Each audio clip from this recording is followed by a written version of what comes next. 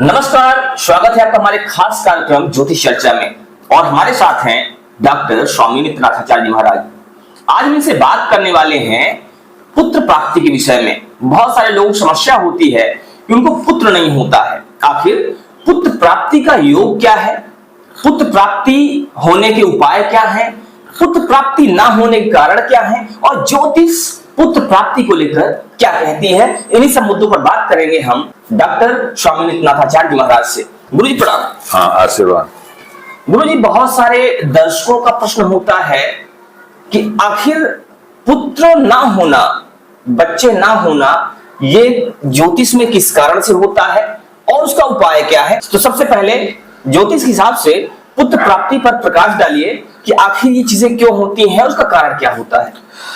देखिए, ऐसा है कि जब हम ज्योतिष के दृष्टि से देखते हैं तो किसी की भी जन्म कुंडली में जाते हैं तो जन्म कुंडली में जो लग्न चक्र होता है, जन्म चक्र होता है, उसमें जो पंचम भाव होता है वो पंचम भाव से हम विद्या और पुत्र दोनों का विचार करते हैं।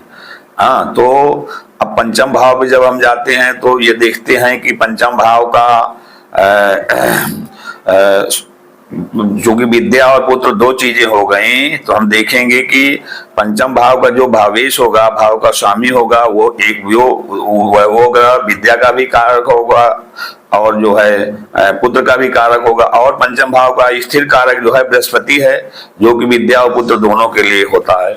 अब उसमें हम ये देखते हैं कि अक्सर ऐसा होता है कि जो व्यक्ति विद्वान होता है तो वो विद्वान है तो उसके पास चार चीजों में से एक चीज की अवश्य कमी रहती है। तो उसमें ज्यादातर संतान की ही कमी देखी जाती है।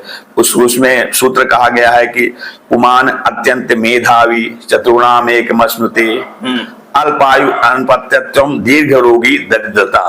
तो चार चीजें होती हैं, चार में एक चीज जो पंचम भाव जैसे है तो उसमें विद्या और पुत्र का मेन विचार है। तो जो विद्वान होगा तो उसमें ये होता है कि वो अल्पायु या तो होगा और उसके या तो संतानहीन होगा या दीर्घ रोग, उसके कोई बड़ा रोग होगा या उसके वो दरिद्र होगा था, उसके धन का अभाव रहेगा। तो ये तो ज्यादातर विद्वानों में देखा जाता है कि संतानहीन होते हैं वो। गुरु जी, आपने कहा कि जो पंचम भाव है, पंचम भाव में दो चीजें हैं, एक तो वो पुत्र का कारक है और दूसरा विद्या कारक है। आपने एक चीज और बताई कि जो पंचम भाव है, अगर उसमें कोई विद्वान व्यक्ति है, अगर कोई व्यक्ति ऐसा है जिसमें ज्ञान का प्रकाश है, तो उसमें आपने चार चीजें बताई कि ये चीजें उसके साथ में होती है, तो दरिद्र होगा या तो उसका संतान उसके नहीं होगी या तो दीर्घ रोगी होगा। इस तरह से आपने चार चीजें बताई। अब यहाँ पर प्रश्न ये उठता है कि मान लीजिए कोई व्यक्ति ऐसा है जो जिसका पंचम भाव, आपने बताया कि पंचम भाव से पुत्र और विद्या दोनों का पता चलता है। अगर कोई व्यक्ति विद्वान नहीं है और वो संतानहीन है, क्या कारण हो सकता है इसके पीछे? भाई देखिए, विद्वान हो या ना हो जी, जब हम उस पर अब आगे जाएंगे कि संतान नहीं है तो वो तो विद्वान हो या ना हो सब पे लागू होगा।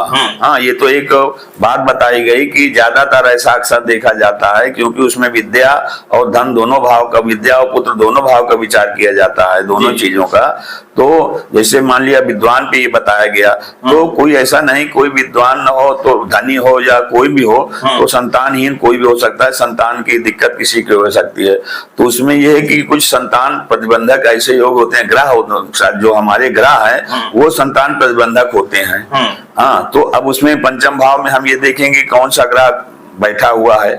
हाँ, सबसे पहले ये कि उसमें कौन सा ग्रह बैठा है। सूर्य जो नवग्रह हमारे हैं, नवग्रह में उसमें कौन से ग्रह बैठे हैं। अब मान लिया कि पहले सूर्य से हम चलते हैं, सूर्य अगर उसमें बैठा हुआ है तो सूर्य से संतान जो होगी वो व्याधिग्रस्त होगी, रोगग्रस्त रहेगी, सूर्य के कारण संतान में और अल्पायु होगा। हाँ, तो संतान में ये कमी रहेगी। फिर जैसे चंद्रमा है और चंद्रमा अगर बैठा है तो संतान योग ठीक रहता है।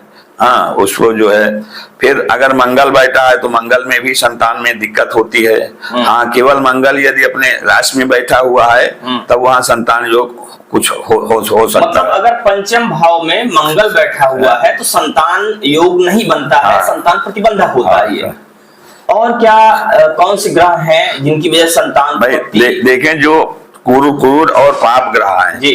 ये जो सूर्य हुआ, मंगल हुआ, शनि हुआ, राहु और केतु हुआ, ये 5 ग्रह हमारे क्रूर और पाप ग्रह के अंतर्गत आते हैं। तो इन 5 ग्रहों के होने पे अक्सर जो है ज्यादातर परिस्थितियां ऐसी होती हैं कि वो संतान प्रतिबंधक योग होता है, अर्थात संतान होने में दिक्कत होती है, नहीं होती है। अगर ये 5 ग्रह 5वें भाव में है, ये जो क्रूर ग्रह आपने बताया, अगर ये क्रूर ग्रह 5वें भाव में आएंगे तो संतान प्रतिबंधक योग बन जाएगा, ऐसा आपका मानना है?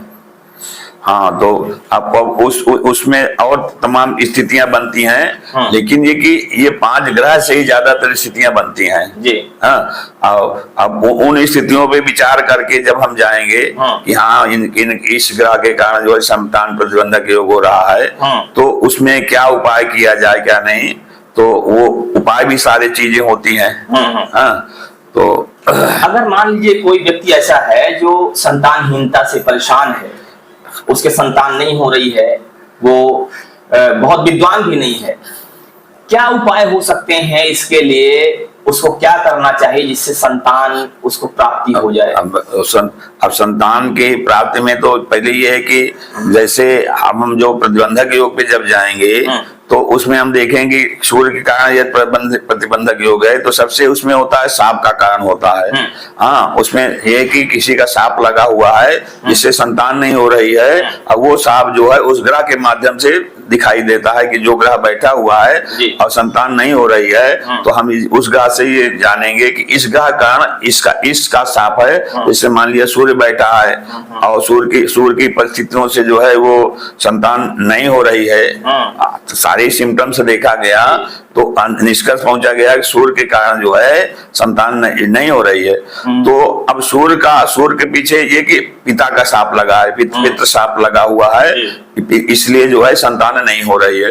तो पितृ सांप के उपाय के लिए हम जो कुछ करना होगा करेंगे। हरिवंश पुराण का कथन या सूर्य ग्रह की शांति का ही उपाय होते हैं, तो उसके हिसाब से फिर जैसे मान लिया आप चंद्रमा आ गया, सारे 9 ग्रहों को आएगा, परिस्थितियां होती हैं बेस करती हैं। मान लिया जो शुभ ग्रह है फिर भी शत्रु राशि में बैठा है तो प्रतिबंधक हो जाएगा, कई कारण सिम्टम से हम देखेंगे। तो हम 9 ग्रह का जब हम देखेंगे कि 9 में कौन सा प्रतिबंधक योग है, किसके हिसाब से हो रहा है, तो सूर्य पितृ हिसाब से हो गया। अब चंद्रमा आ गया, चंद्रमा जो है मातृकारक है, तो इसका मतलब जो है कहीं कहीं माता से कहीं जो है पूर्व जन्म में या इस जन्म में माता के कारण दुख देने के कारण या माता के उससे हिसाब से जो है वो संतान नहीं हो रही है।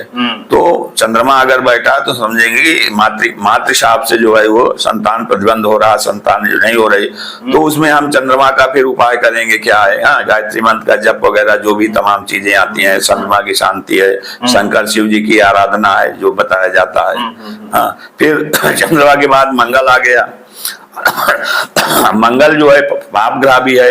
हाँ, तो अब मंगल अगर सारे लक्षण देखा गया कि मंगल बैठा हुआ है, मंगल उसमें मेन है एक प्रतिबंधक योगों में सारे ग्रहों के साथ साथ। तो अब हम मंगल को देखेंगे तो उसमें देखेंगे कि भ्रातृ हिसाब से जो है मतलब भाई के साथ कहीं कोई अन्याय किया गया है पूर्व जन्म में इस जन्म में, तो भाई का श्राप लगा हुआ है, भ्रातृ श्राप के कारण संतान नहीं हो रही है। तो उसमें फिर हम मंगल का उपाय करेंगे। हाँ, तो और मंगल के ग्रह की शांति जो भी और आगे होगा। फिर जो है अब हम बुध पे आएंगे। अब हम सारे लक्षणों को देखें कि ये तो बुध ग्रह के कारण पंचम भाव में बुध ग्रह बैठा है या पंचम भाव की सारी परिस्थितियों को देख करके कि तो पंचम भाव में हमें देखना पड़ेगा कि पंचम भाव में आखिर ग्रह कौन कौन से हैं और उन ग्रहों का आपसी सामंजस्य कैसा है। अगर वो ग्रह साथ साथ आते हैं तो उसका क्या प्रभाव या क्या निष्कर्ष निकलता है, और वही चीजें देख के हमें डिसाइड करते हैं कि आखिर हमें करना क्या है और हमें कौन सा उपाय करना है जिससे कि संतान प्रतिबंधक योग हट जाए। तो अब मंगल हो गया, मंगल के बाद हम एक ग्रह का ले रहे हैं, बुध आ गया जी। तो यदि हम देखेंगे कि बुध ग्रह प्रतिबंधक हो रहा है, तो बुध ग्रह प्रतिबंधक हो रहा है, इसका मतलब मातुल साप है, मामा का साप लगा हुआ है। तो कहीं मामा हम व्यक्ति से पूर्व जन्म में इस जन्म में असंतुष्ट है, मामा के साथ कोई अन्याय हुआ है, कोई दिक्कत हुई है, तो मामा का जो है श्राप लगा हुआ है। तो वो बुध का जो है, तो अब मातृ श्राप मामा मातुल साहब के निवारण के लिए हम बुधगा का जब उपकार करेंगे, उपचार करेंगे, तो मातुल साहब के निवारण के लिए हम फिर शालिग्राम कि किसी को दान करें, शालिग्राम की को, और लक्ष्मी नारायण की सोने की प्रतिमा हम ब्राह्मण को दान करें। तमाम चीजें ऐसी आती हैं कि कांस्य प्रतिमा दान करें और बुधगा की शांति करें, जो भी उपाय ऐसे हो। आपने अभी एक बात बताई, मैं थोड़ा सा एक जानकारी और चाहूंगा यहाँ पे। आपने कहा कि स्वर्ण प्रतिमा दान करें और कांस्य प्रतिमा दान करें।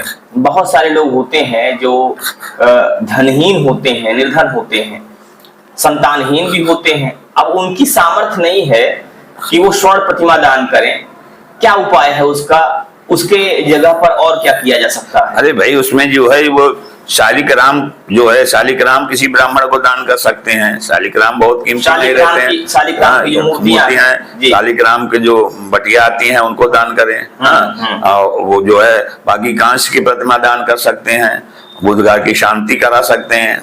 छोटे उपाय बड़े उपाय सारे हैं, जिस ढंग से जिसका व्यवस्था हो।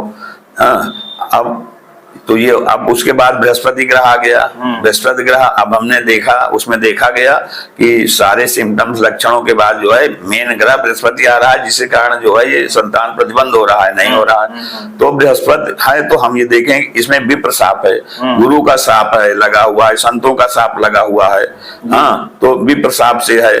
तो ये जब इस पे हम आ जाएंगे तो हम उसके फिर विप्र शाप का उपाय करेंगे। बृहस्पति ग्रह की शांति करेंगे, जो भी होगा उसको हम कराएंगे। गोदान करेंगे, भूमदान करेंगे। तो बृहस्पति की वजह से संतान प्रतिबंधक योग है, तो हम जो गुरु का श्राप है उसका निवारण करेंगे और इस तरह से जो प्रतिबंधक योग है उसको दूर करने की कोशिश करेंगे, ताकि समस्याएं दूर हों और संतान की प्राप्ति हो सके। तो आज बात कर रहे थे संतानहीनता पर। आखिर ज्योतिष क्या कहती है संतानहीनता को लेकर? आपके जो भी प्रश्न हो, आप अपने प्रश्न हम तक जरूर भेजें। हम कोशिश करेंगे कि आपके हर प्रश्न का उत्तर हम धीरे धीरे ऐसे ही देते रहें। बने रहिए हमारे साथ अपडेट के लिए। मिलते हैं फिर से, तब तक के लिए जय हिंद। श्री राम, जय राम।